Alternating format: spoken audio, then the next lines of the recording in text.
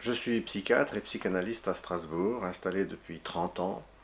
travaillant en libéral mais aussi à l'hôpital, où j'ai développé avec quelques collègues des dispositifs d'accueil des patients d'origine étrangère ne parlant pas ou peu le français. Si bien que j'ai une expérience diversifiée à côté de ma pratique ordinaire, je dirais, de psychiatre et de psychanalyste. J'ai rencontré et je rencontre énormément de patients venant d'autres cultures que j'accueille en français quand ils parlent le français, en anglais s'ils le peuvent, ou avec interprète, y compris en libéral, puisqu'à Strasbourg, nous avons un financement pour l'interprétariat dans les cabinets libéraux. Alors pourquoi avoir choisi la question des croyances pour élaborer cet ouvrage? Parce que la question des croyances traditionnelles, ou encore des étiologies traditionnelles, comme l'ethnopsychiatrie se plaît à l'épingler, est évidemment au centre de cette pratique interculturelle. Mais au fil des années, au fil de ma pratique, je me suis aperçu que cette notion était problématique. Et non seulement insuffisante pour décrire, évoquer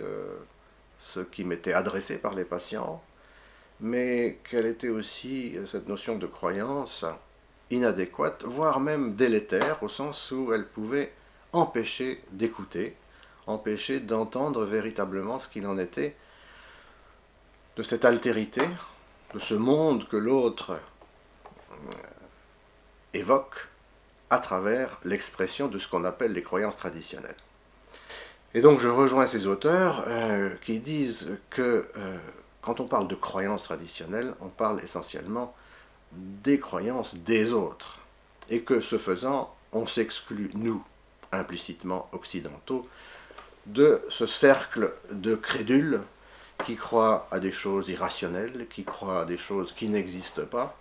et dont nous sommes en quelque sorte protégés ou prémunis par la raison qui domine notre mode de pensée.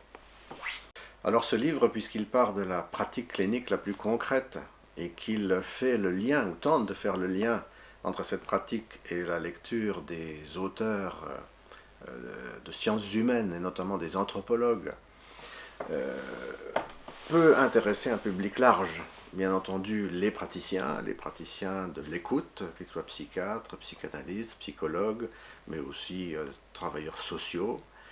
et puis les chercheurs en sciences humaines intéressés par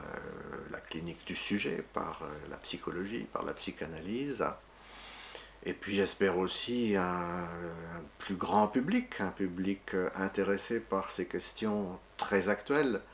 concernant les croyances et le retour du religieux, la remise en question de la raison scientifique,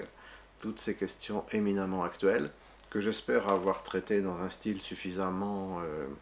abordable pour que le plus grand nombre puisse en profiter, et notamment les étudiants, qu'ils soient des apprentis psychiatres, psychologues ou apprentis chercheurs en sciences sociales.